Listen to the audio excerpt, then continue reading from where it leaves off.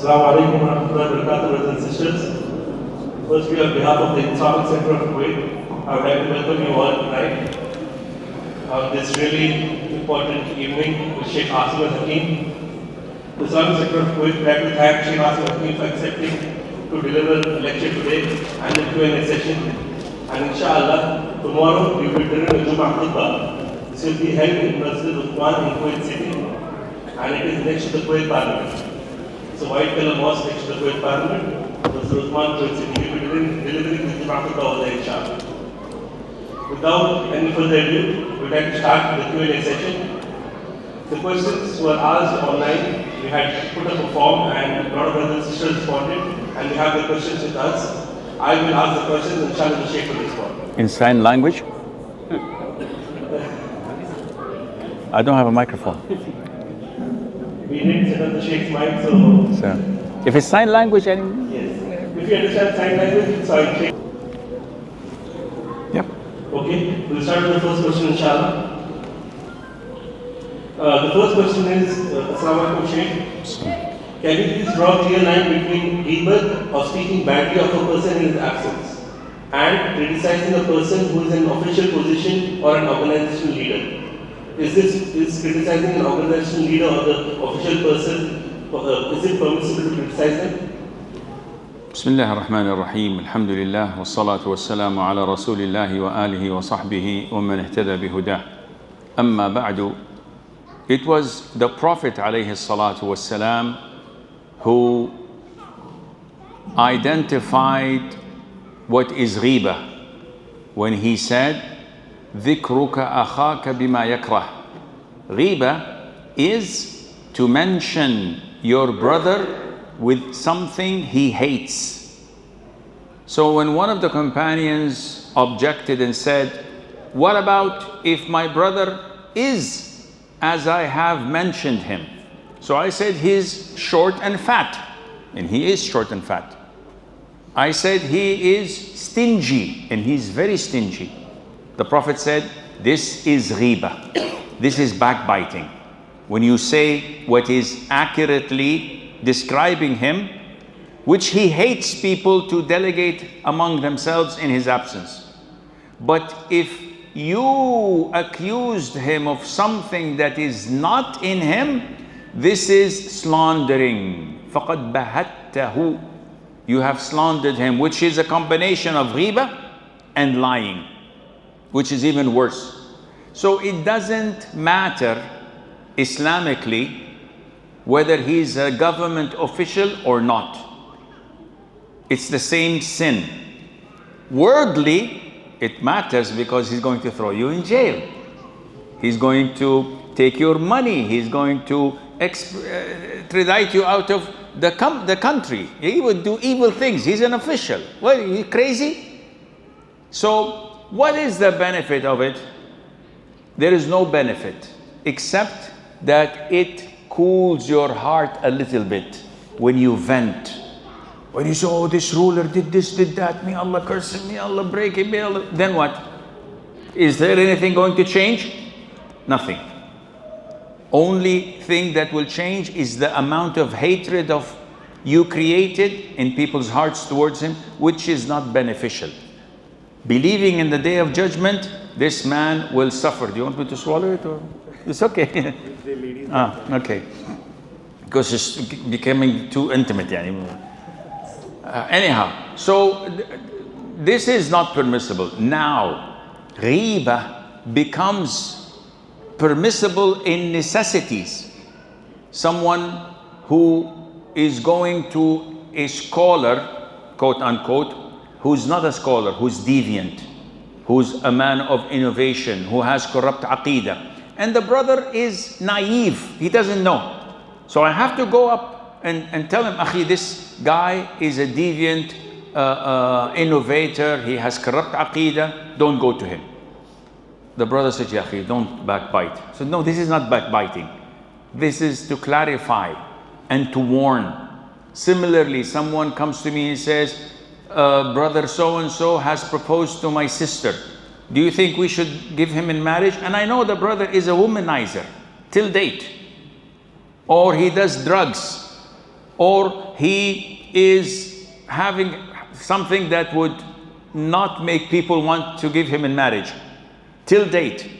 Now I have the option to say, Akhi, if you trust me, don't give him in marriage. But I will not expose him because he does things in secrecy. I cannot expose him and tell you he's a junkie or he does drugs or he does this and that. I can't. But if you trust me, if he insists and there is no other way around to warn him except to expose him, I have to, because he's coming to ask. In Sunnah, one of the female companions came to the Prophet ﷺ and said to him, two men proposed to me, Muawiyah ibn Abi Sufyan and Abu Jahm. Which one should I choose? What did the Prophet say? ﷺ said, as for Muawiyah, he's stone broke, he doesn't have money. As for Abu Jahm, he's a person who does not leave the stick from his shoulder, which means in Arabic either he beats women or he's a frequent traveler. The stick, he puts his clothes in his bags and he like a backpack, and he travels a lot, so he wouldn't be a very good husband when he travels a lot. But I suggest that you marry Usama ibn Zayd. And she married him and she was very happy with him. So the Prophet exposed, someone comes to ask you, I'm going into partnership, there's a joint venture between me and brother Abdullah. And he says, woohoo, brother Abdullah deals in riba. Brother Abdullah already cheated 6 brothers before you, he took their money and fled. And I said, astaghfirullah, I will not backbite him. Oh, the brother will be the 7th. No, you have to expose, you have to say. So these things you have to be careful of.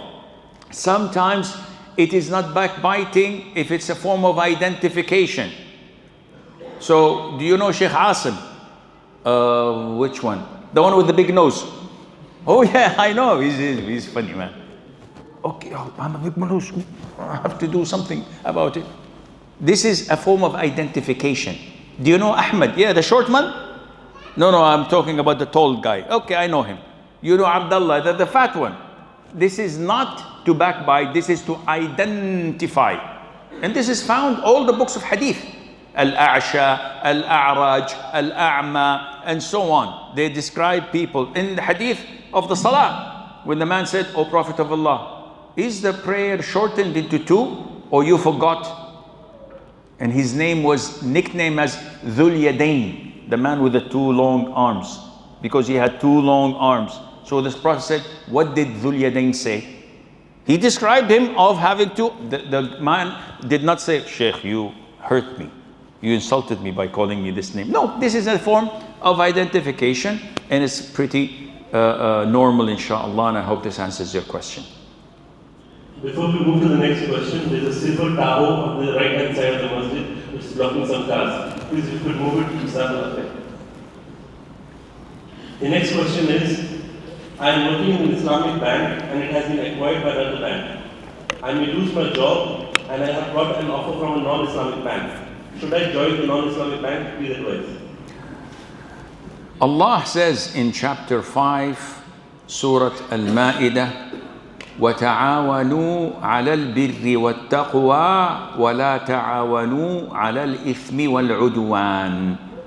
Collaborate upon righteousness and virtue, and do not collaborate upon aggression and vice and sin. So joining an non-Islamic bank, which is a conventional interest-based bank, is totally prohibited. Even if you work as a janitor or as a security guard or as a driver, you have nothing to do with collecting riba. You are collaborating with them. And the scholars say that this is not permissible. May Allah provide for you and for all of us halal rizq. The next question is, my husband does not want the hassles of a worldly life and wishes to live on Mars. Can a man leave his family and live a life of solitude on another planet? P.S. I'm not a nagging wife, also our kids are great. I beg to differ. from your question, because I have experience in counseling sessions. I can tell by few words. Definitely, you're not only nagging, you are a woman who scrutinizes the man to the extent that he wants to flee the whole earth and take an X flight with Elon Musk to another planet. Life doesn't go on like this. It takes two to tango. And most women, unfortunately, don't seem to see anything in this universe other than themselves being the center of it, and everything revolves around it. And that would be entirely true with a lot of men.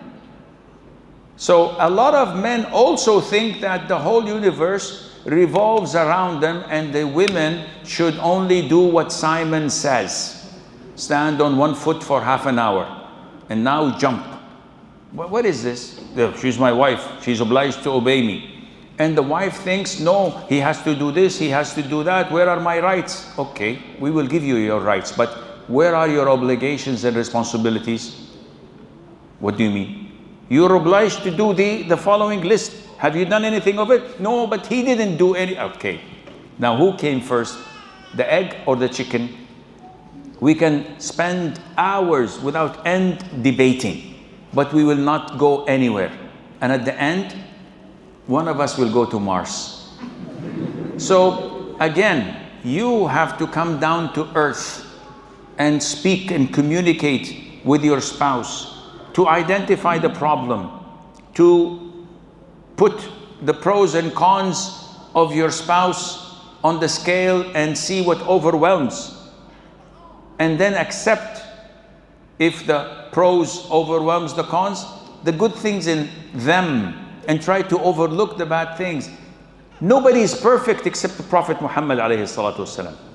So don't look for perfection before you look in the mirror.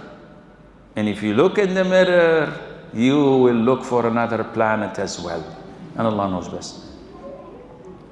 The next question is, why are most Muslim scholars silent on the brutality, atrocity, and oppression in Gaza? Ya salam alayk. What a beautiful question. What did you do, my friend? What did you do? Why are Muslim scholars all silent and not doing anything? What did you do? Oh, I criticized the scholars. Jazakallah khair. Jazakallah khair. Ya akhi, Muslim scholars all over the world are talking within their ability. And I am certain that they're all praying night prayer and tahajjud and doing a lot of dua. And they're doing everything in their ability, but we have limits. We have boundaries. No, it's none of my business, Sheikh. Go and throw yourself from a building to make a statement. Akhi, be my guest. I'll follow you. When you do this, I'll follow. No, you're a scholar. Okay, then sit down and shut up. If I'm a scholar, listen to what I have to say. You don't have the ability to speak and judge things from your ivory tower when you yourself are not doing anything. The scholars have limitations, have boundaries, and they do their level best. Ya akhi, let's assume they're cowards. Let's assume they don't have a spine. Don't they have many, many good things that they're contributing to the community and to the Muslims and then benefiting it? It's the only thing left in this world is to do this thing that you want them to do. Okay, we support Gaza. May Allah destroy Israel. Say Ameen. So someone will hesitate. Should I do this? I don't know. My contract is upon to renewal next month. May Allah destroy Gaza. So what? We support our Muslims, brothers and sisters, unconditionally. Not only in Palestine, in China, in the Rohingya in Burma. We support them wherever there is oppression. But then what? Oh, Sheikh, why don't you speak about this and that? Okay, I'll speak about it. What about this and that? Is this top of the pops? Are we in the music industry? I'll list the 10 best songs. What do you like me to sing for you? This is not Islam. And this is a problem with laymen, with people of ignorance, people who do not study the deen. I come and give a khutbah. Whoa, good khutbah, Sheikh, but why didn't you speak about this and that? Okay, next week I speak about this and that. Good khutbah, Sheikh, but why do you don't speak and teach the people how to pray? I said, okay, I'll teach the people next week how to perform wudu. And the one comes to me, Sheikh, why do you scholars speak about purity and urine and menses? Why don't you speak about something that benefits the ummah?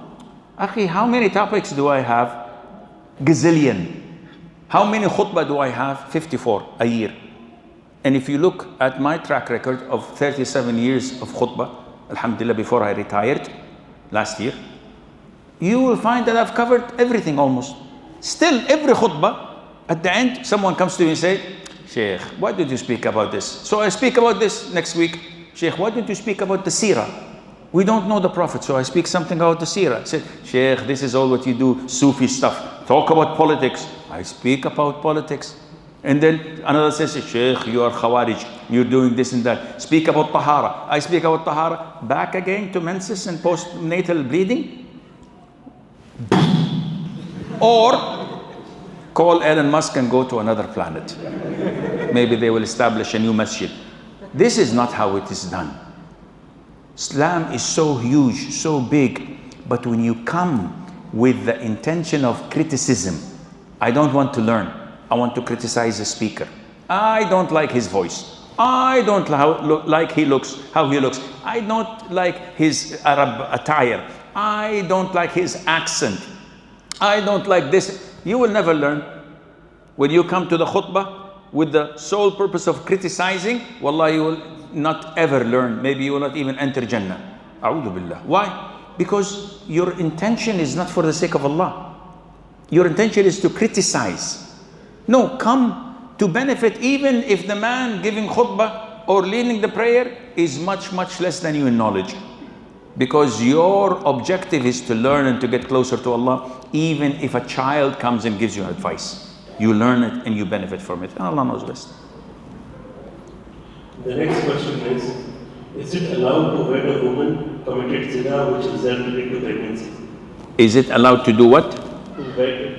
To wed a woman. To marry. Who made the zina? The woman. I know. Who made the zina with her? It takes two to tango. She didn't do it alone on another planet, ya Sheikh. Huh? And is the man asking, is the culprit her partner or someone else? Oh, mashallah, so many people know the woman. I'm not very good in social media, so apparently I have to learn. Okay, no, it's not, and the marriage is invalid, definitely. The majority of scholars say if a man fornicates with a woman and they get married, whether she's pregnant or not, the marriage is invalid, the contract, because she's not chaste and we cannot say that she is pregnant or not pregnant. We don't know. If she is pregnant, the vast majority say from him is invalid. And this is something that to be looked into case by case, but this is what the vast majority of scholars say. Now, for someone else who is doubtfully a real man, to come and marry someone whom he knows she's pregnant from another man, what is this? I might as well marry a public toilet. It's like reusable condoms. You don't have those. What are you doing? This is totally insane for a Muslim to do. So the marriage is definitely invalid. The next question is, what can be done someone who justifies his sins by saying that actions are judged by their intentions, and they use this hadith every time to get out of, as if it's a Jahannam 3 card? Immediately slap him as strong as you can on his face. And when he's shocked and say, what did you do this? He said, my intention was to wake you up. If he's going to accept this, alhamdulillah. Will he? He will try to get even. Why are you doing this? My intention was good. He said, yes, but your action was definitely not good. Alhamdulillah. In Islam, we judge by both الذين آمنوا وعملوا الصالحات فمن كان يرجو لقاء ربه فليعمل عملا صالحا ولا يشرك بعبادة ربه أحدا الذي خلق الموت والحياة ليبلوكم أيكم أحسن عملا. When interpreting to test you who is among you the best in deeds, what kind of best in deeds? Those that are pure and sincere to Allah and that collaborate with the Sunnah. So if you do something that does not collaborate with the Sunnah, even if your intention is good, you are sinful. I see a beautiful blonde, she's a bombshell. I approach her and I said, your father must be a terrorist. She says, why? Because you're a bombshell. So I said to her, let's go for dinner. And I give her da'wah. Hey, Sheikh, what are you doing? Wallahi, my intention is to give her da'wah. Is this acceptable? Will you guys say, Wallah, Sheikh's intention is good? No, of course not. Yeah, Sheikh. A'udhu billah. Wallah, I thought you were naughty Sheikh, not naughty professor. What are you doing? Haram. So the intention has to coincide and be in sync with the action. One of them is wrong, the whole action is bad. You pray like the Prophet ﷺ, your intention is not for Allah, it is void. Your intention is for the sake of Allah, but you innovate a new religion, a new thing, it is void. It has to be two together and Allah knows best. The next question is it permissible to read the Quran from the mobile and do we get the same amount of good deeds as we're reading from the Quran? Wallahi, I haven't touched the Quran maybe in 7 years. I only read it from my mobile and from my iPad. And it is the Quran. It is the speech of Allah Azza wa Jal. Whether you read it from the Quran, whether you read it from the TV, whether you read it from memory, whether you listen to it from someone, this is the word of Allah. So there is no problem in doing that, insha'Allah Azza wa Jal. The next question is it permissible to land at Jeddah airport without ihram, then go to Mikat and rest for a day, and next day go to Makkah for Umrah? The Prophet said, alayhi salatu wasalam, when he named the mawaqit, هن لهن ولمن أتى عليهن من غير أهلهن ممن أراد الحج والعمرة. These locations are forever, whoever passes through them, who is not from their residency, who wants to perform Hajj and Umrah, meaning that you cannot pass them and do ihram if you want to make Hajj and Umrah. So if someone is coming from Kuwait, where is your miqat? Taif, or known as As-Sayl Al-Kabir or Wadi Mihrim. This is your miqat. So when you come and you come on your flight and you land in Jeddah, did you make ihram? No. You stay 2 days, 3 days, visit the locality. Then when you want to go to Mecca, you drive all the way to Taif. You wear your ihram, whether from Jeddah or from Taif, it doesn't matter. Once you reach the miqat, you say labbaik Allahumma umrah. And you drive another half an hour to Mecca, make your umrah. You're solid, good. You had not done anything. You want to make your ihram from the airplane? That's even better. But either way is halal. What is not halal is for you to come to Jeddah and assume your ihram from Jeddah. Or say, I will go to Masjid Aisha in Tan'im and make my ihram from there. This is not permissible. Why? Because you passed over the miqat, so this is the miqat you have to go to. Tayyib, okay, if I come to Jeddah and then I go to Medina, and on the way from Medina, I make my ihram from Abiyar Ali, known as Dhul Hulayfa. From Medina itself, miqat of people of Medina. Is this valid? This is okay. Because it's far, far further than your own miqat, and you are intending Umrah while passing by a valid miqat. So I hope this answers your question. The next question is, how can someone break the fast if he is traveling? Suppose I am traveling from India to Kuwait and I start my fast in India and I arrive in Kuwait in the afternoon. When will I break my fast? This is something that most Muslims are ignorant of. Islam is a beautiful religion and a religion of ease. You're accountable not by your watch, by the position of the sun. When do I, as a person fasting, refrain from eating and drinking? When the Fajr breaks. How do I know that? If I'm flying over the Atlantic, I don't know even what country I'm over the ocean. Which time zone should I use? Your window. This is your time zone. You look from the window. The moment you see the white thread, which is the Fajr, the break of the Fajr, that is horizontal, not vertical. That is horizontal over the horizon. This is Fajr, you refrain. Okay, I'm still flying. I'm fasting. When should I break my fast? According to which time zone? According to your window. Again, yes, look at the window. You see the sun is going down, going down, going down. It disappeared. Yalla, Bismillah. Okay, what country, Sheikh? It doesn't matter. This is your Islam.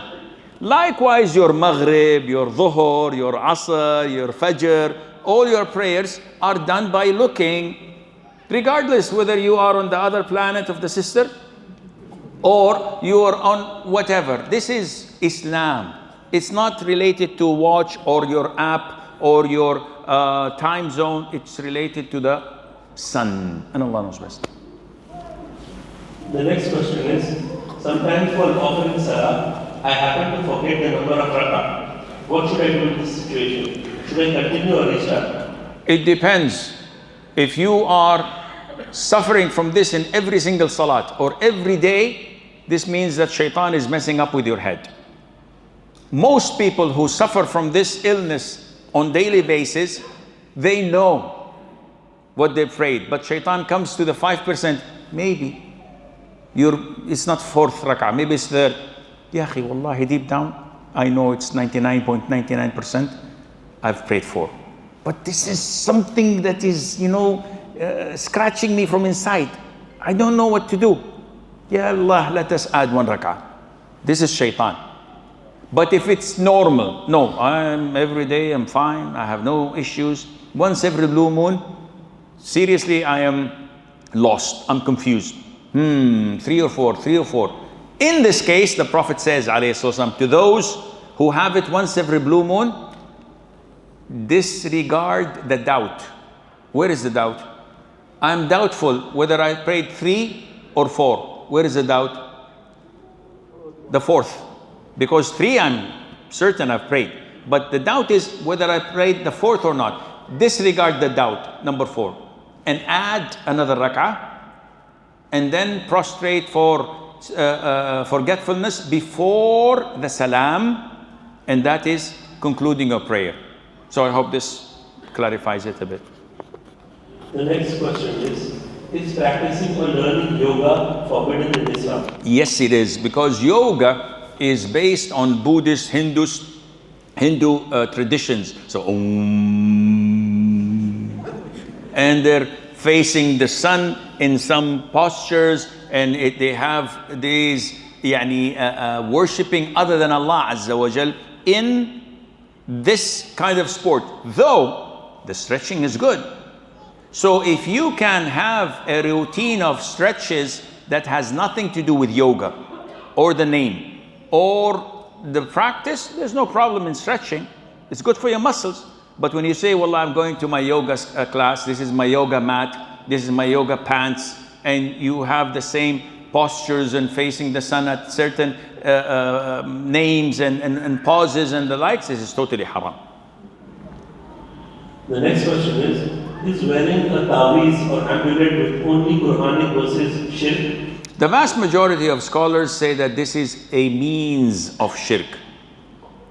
But some scholars say that it is not. However, to be safe, it's best rather than to be sorry. As for the hadith of Ibn Umar, may Allah be pleased with him, that he used to hang tablets at some children's necks with verses of the Quran, some say that this was to be memorized, like in tahfidh. They write it on tablet and they rub it, and this is one of the best ways of memorizing the Quran. Write and rub until it sticks into your head. Not that it was to seek protection from Allah Azza wa Jal. So we would not say it's shirk, but it is means of shirk. And the vast majority of ta'weez worn nowadays, they don't have Quran. They have drawings, they have certain tables in them, and some wordings that are not even recognizable in Arabic or any other language. So this is plain shirk. The next question is, after praying Salah, I prefer to stay in my position so that the angels ask for forgiveness for me. But there are many people around who try to move me or go over me. And when I do not move, they find it rude. What should I do? Stay in your position. Who dares to move you? What are you, akhi? Transferable items? Anybody who comes and try to move you, go pray anywhere. Well, why you want to come to this spot of mine? This is ridiculous. No, this seems that you have low self-esteem. You think that everybody is looking at you. You hear people, you think that they're talking about you. So this is your shaitan giving you OCD, that people want to jump over me, they're gonna kill me. Pray and let the angels pray on you, inshallah, and make dua for you. I'll make dua for you as well. The next question is, when I visit my father's grave, his grave is in the middle of the cemetery. So while walking towards it, I pass by other graves and I make dua by facing Qibla. Should I go to the grave to make dua, or can I do it outside? No, you can do dua for anyone who's engraved, who is buried, whether he's your father or anyone else, without the need to face the Qibla. There is no need to face the Qibla, but if you do face the Qibla, make the grave between you and the Qibla, and you can raise your hands and make dua. So why do you want to make it outside? You're not praying salat. Salat is not permissible to be prayed in a cemetery, in a graveyard. Salat that includes bowing and prostration, ruku' and sujood. This is totally prohibited. But to pray in the dua and to invoke Allah Azza wa Jalla, Allah forgive them, or Allah have mercy on them, or Allah expand their graves, this is permissible to be done as you're walking. And this is the dua we say, Assalamu alaikum dara qawmi mu'minin, antum as-sabiquna wa nahnu lahiqun, nasal Allah lana wa lakum al-afiyah, Allahumma la tahrimna ajrahum wa la taftinna ba'dahum waghfir lana wa lahum, and so forth. No problem. The next question is, can menstruating women attend halakha in the mosque? The answer is no. The most authentic opinion is that a woman on her menses must not enter the masjid. And the evidence behind this is the hadith, authentic hadith. Mother Aisha says, I was in my home and the Prophet ﷺ was in i'tikaf, in seclusion in the masjid.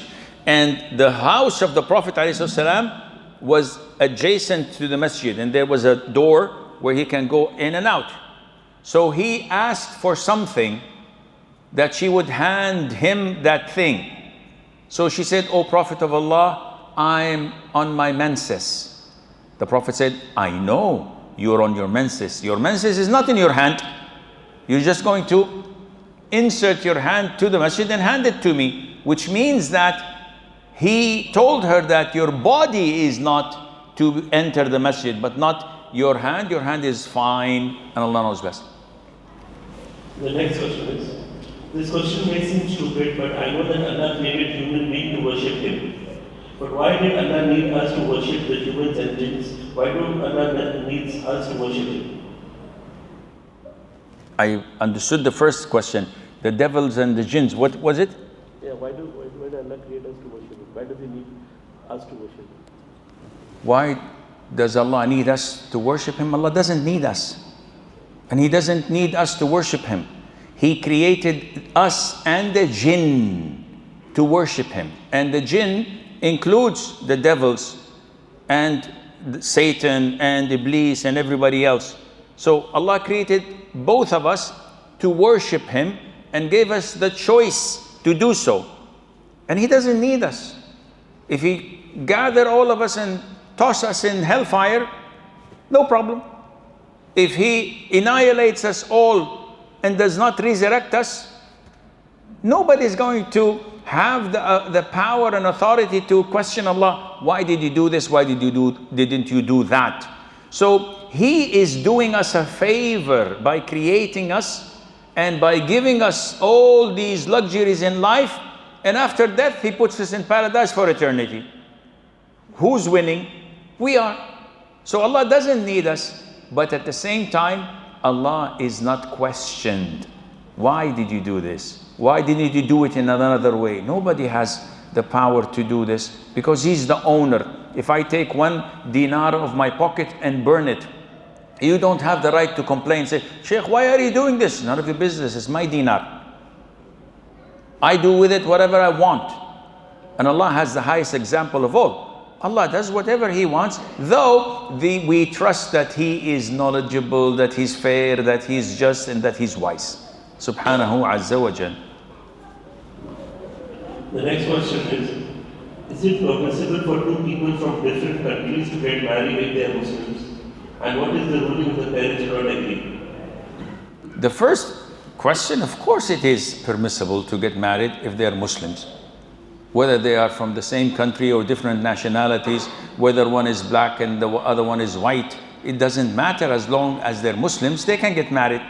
Now, whether the parents agree or not, it does not matter what the parents say, except for one person, and that is the father of the girl. He's the guardian, and his decision makes it or breaks it.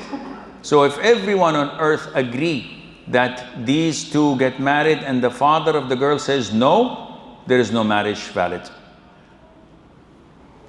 And if everybody disagrees, including both mothers and the sisters and the siblings, they disagree, but the father of the girl says, I'm fine, and the bride or the groom is a real man and he says, I'm financially independent, yes, I can take care of her, I don't need anyone's opinion, the marriage is valid.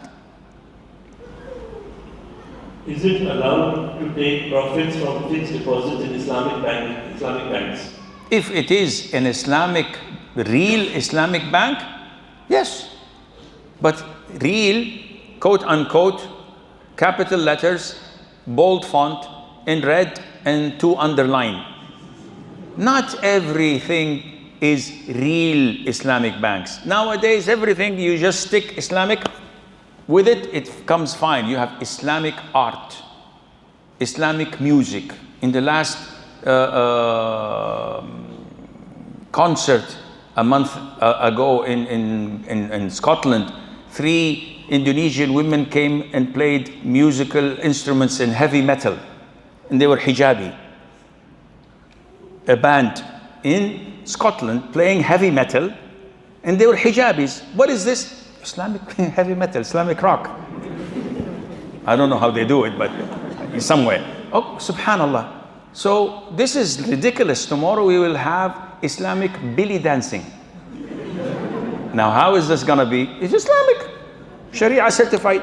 So you have to look into the dealings of the Islamic bank. Is it real, or is it camouflaging their transactions by the word Islamic? And nowadays, unfortunately, you can get so many fatwas for the price, 2 for the price of 1, depending upon the bonuses. Yes, there are Islamic Sharia that follows Islam and scholars who fear Allah, but in the midst of doctor, so-and-so, so many people are having the title doctor so-and-so. The doctorate is not an indication whether they're saying the truth or not. But people are, khalas, ya Sheikh, we have 4 members on the Sharia board, Dr. So-and-so, Dr. So-and-so, Dr. So-and-so. Khalas, this is kosher, mashallah. And no, you have to look into it. If the Sharia board is reliable and they're dealing in Islamic dealings, yes, go ahead, put it in fixed deposit. There's no problem that this is mudaraba. They're taking your money and working in halal investments with low risk, and they're giving you a little profit that is variable. And if there is loss, you're going to be sharing your share in that loss. There's no problem in that, inshallah. The next question is, a person borrowed 200 KD from me and he is unable to repay this amount. Can I convert this amount into Zakat? No, you cannot. This is hitting 2 birds with 1 stone. because you know that the 400 KD is never coming back to your pocket. And this year you have to give 400 KD zakat over your wealth. So you say, why not keep my 400 zakat and forgive this guy's the debt? And I would be hitting two birds with one stone, and this is totally prohibited and unacceptable. The next question is, when someone dies in the Indian subcontinent, burial is delayed for some loved ones to come from far places. Is this allowed? If the delay is a day or two or so for a legitimate reason, and there is no fear that the body would change, I hope this is fine, but I would never do it. Why? Because the Prophet, okay, let's be frank, without any emotions. I know most of you say, Sheikh, he's my father, I have to take the last look. You haven't called your father in 6 months. Now you want to have the last look? Who are you fooling? Oh, he's my brother, he's this, he's that. Okay. This is the dead person. You love him? Yes. What do you want? I want to wait 3-4 days until I see him and then we bury him. Okay. If this dead person were to speak and we know that he's destined to Jannah, would he say, okay, no worries, no, I'm not in a rush. I have enough time. Yeah, take your time, 2 days, 3 days, I'll wait. Or he will say, the hell with them. I want to go to my paradise. I want to go to my Jannah. What would he say? So you are depriving him from going to Jannah, from meeting whatever he wants to meet and whatever he had worked his whole life for. Just to see his face, he will send you a snapshot. What is this? So my point of view is, don't wait even 1 second. The Prophet said, alayhi salatu wassalam, to honor a deceased is by hastening in burying it. This is the honor, because you want to get the man straight to his, inshallah, reward and favors and blessings from Allah, and Allah knows best. The next question is, in our masjid in Fajr prayer, there was no Imam. So a Kuwaiti came up and recited Surah Al-Nas and Surah Al-Masad in the 2 rakah. Is this salah valid? Of course it's valid. Just because he's Kuwaiti, he's valid, definitely. Racist? What has his nationality have to do with the question? People are so racist nowadays. It doesn't make any sense. By the way, this is also part of ignorance. Because people don't know what are the pillars, what are the mandatory acts, what are the sunnahs.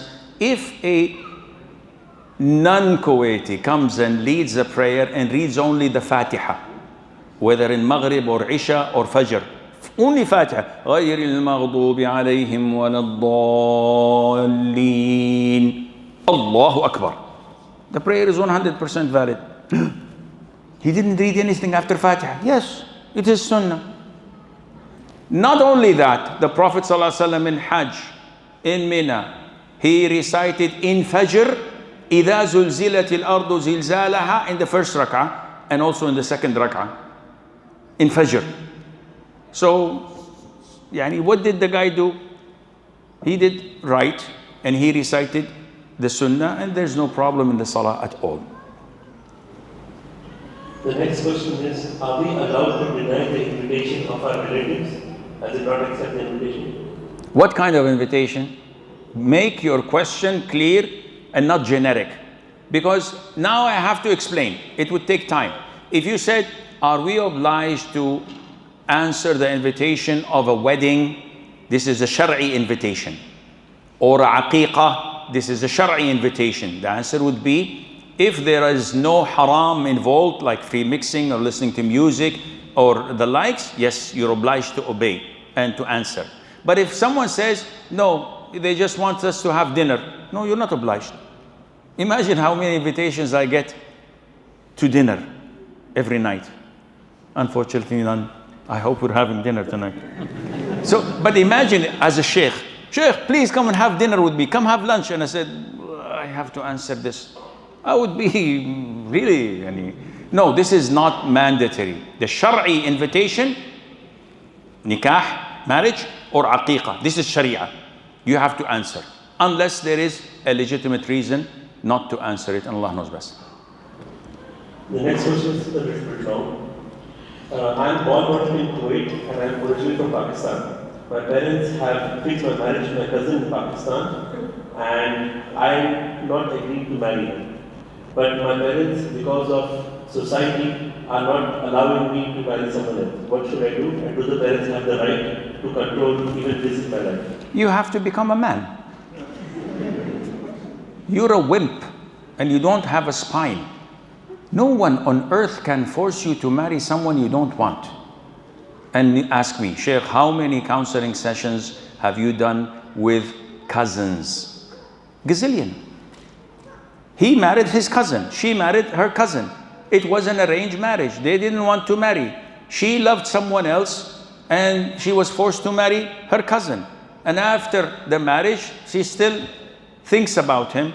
And 3-4 years down the line, he surfaced on her Facebook and they started chit-chatting, and now she doesn't want her husband. And she comes, I don't love my husband. What should I do? You accepted in the first place. I was forced. My father threatened to disown me. My brother threatened to put acid water. And this is a common practice, I think. Yeah, I don't know where they get acid water. I have to test every water I get before I drink it. So they said, oh, acid water, and I had to marry it. Okay, what about you? You're a man. Oh, my father said he's not gonna put my name in the inheritance, and all the lands he will give to my siblings, and he did this, he did that. And I said, okay, I work outside, I will marry my cousin, but I will marry the one I love if I'm in Emirates or in here or there. Akhi, be a man and put your foot down. Whether it's your parents, whether your mom is threatening you that I have heart attack, I will die if you don't marry. May Allah have mercy on you, my mother. Wallahi, I love you. But I'm not going to destroy my life and the life of the woman I get married just to please you and please my father. Because this is destruction. Having said that, first of all, you have to do a drill. You have to do a drill. What is a drill? Before you start saying, oh, Sheikh Assim said don't get married, look into the one you're marrying. So your cousin that they're telling you to get married to, how is she? Wallah, Sheikh, I don't want to marry her. Yes, she was Miss Karachi in 2014, and mashallah, she's now repenting in hijabi, niqabi. She memorizes the Quran by the 10 qira'at, and she memorizes the 6 books of hadith, and she is a pious woman, and she teaches in orphanages, and she is good in the community, and she is checking all the boxes. But I don't want to marry her, Sheikh. Wallah, you stupid. I'm ready. Just show me where is your uncle's house. I'll go.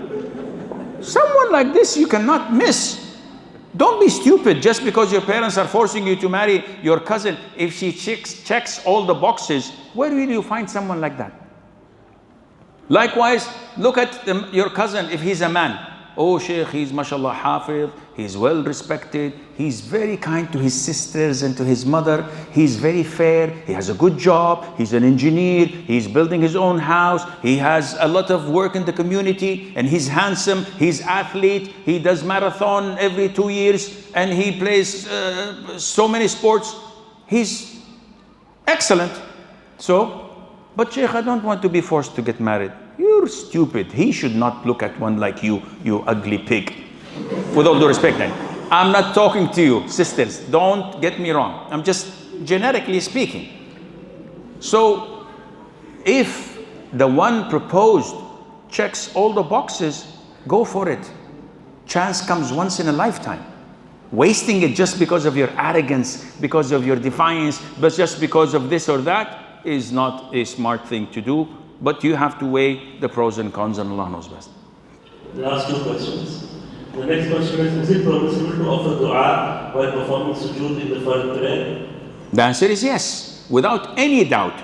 Don't listen to scholars from this continent or a subcontinent that say, do not make dua in fard prayer, only in nafil prayer. They have no proof to support this. Allah Azza wa Jal ordered you on the hadith of the Prophet ﷺ by saying, the closest you are, the closest the servant of Allah is to Allah when he's in sujood. So choose whatever dua you want, because you will be answered. Who said this? Muhammad alayhi salatu wasalam. Did he say in nafil prayer? No. In fard prayer? No. In any sujood. Do dua, ya akhi. How many gods do you have? One. Who will stop me from making dua to him? I will make dua whenever I'm in sujood, whether fard or nafil. The issue is, can I do it in other than Arabic? Now this is an issue of dispute. And the most authentic opinion is, if you're not a native, if you don't know how to do it in Arabic, then do it in your language. I can say, oh God, forgive me, Rabbi ghfirli. I know this.